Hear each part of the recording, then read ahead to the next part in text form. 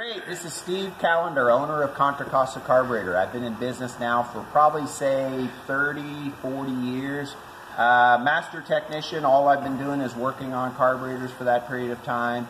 And I've got a marine carburetor I just got done rebuilding. It's a Quadrajet marine carburetor. Goes on the majority of the boats. Quadrajet's a great carburetor just due to the fact of smaller primaries, which is high torque, larger secondaries, which gives you the speed. So now that you've received the carburetor, the first thing you want to do is bolt it on, make sure all your fuel lines connected and all your linkage. And before you start it, before you put on your fuel line, one thing I do here just to make sure the quality of the gas is good, I go ahead and pump gas into little freezer bags or little baggies. They can withstand the gas. So what I'll do is I'll go ahead and kind of take a look at the gas and see if the quality. It's a quick, easy test to see. As you can see, here's one that's just got a lot of junk in it and everything. It dries up over time. But you want the gas crystal clear and good because water is a big enemy for boats. Once the carburetor's installed, you go ahead and hook everything up, your linkage, any vacuum lines and all that kind of stuff. And then there's also a specialty port right here that in case the diaphragm on the fuel pump goes bad, that dumps the gas down inside the engine. So at any point in time, if you see a kind of a piss stream down inside the carburetor, that means the diaphragm in your pump is bad. They don't want it to go into the crankcase, so they dump it into the boat. So if your boat ever goes extreme rich, that's what's causing that problem.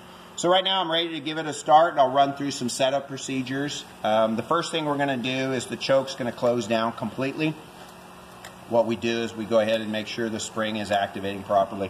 Boats don't have a fast idle, so fast idle is out of the equation because you don't need a fast idle like with a normal car. You just go ahead and choke closes and it'll warm up. Usually you take your ice chest to the dock, put the boat in the water, run it, load the boat, and out you go. So there's no fast idle involved. I'm going to go ahead and start the boat right now, so it's going to make a little bit of noise and we'll talk over it and see. So the choke will close to give it a kick.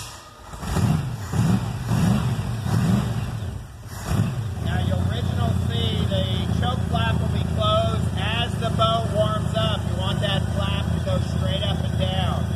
Now usually what I like to do is I like to set the time frame of the boat fully warmed up and then that choke will be straight up and down. You can accomplish that by bending the rod that comes up, either more choke or less choke, depends on how long it takes the boat to warm up.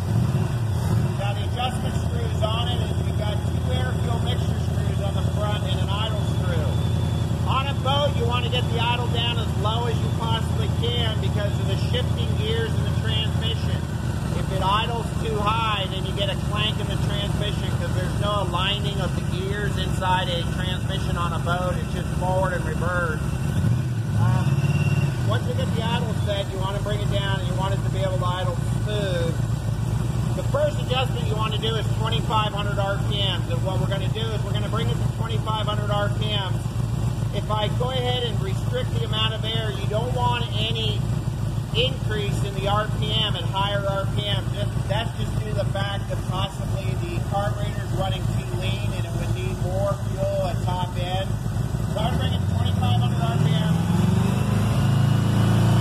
And I'm going to slowly close the choke. Now you see how there was no RPM change at all? What we don't want is this. I'm going to go ahead and create a vacuum leak with this line here to simulate what we don't want.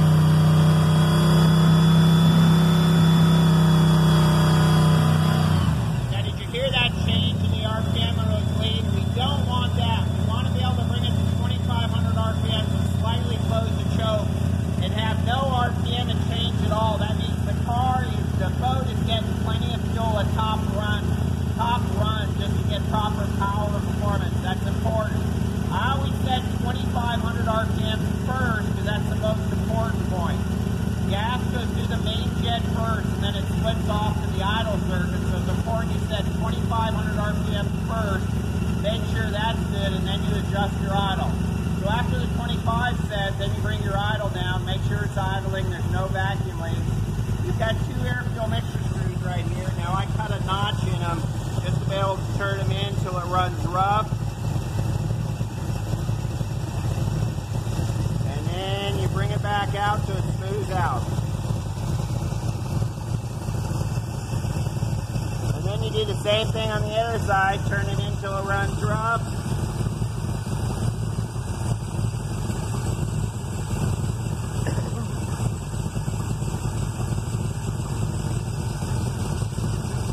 What you're going to do is you're going to reach a lean point till we get a misfire with the engine. It'll start dropping down in RPM.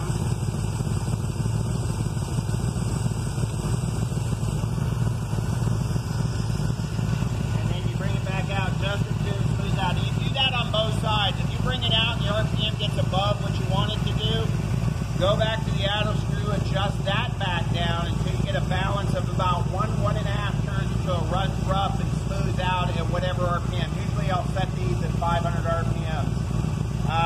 So that's it in a nutshell, and then from there you can test your secondaries by giving it a quick off. As long as you have a smooth transition between the two, then you're good to go. So that's the installation and setup of a marine carburetor for a boat. Thanks.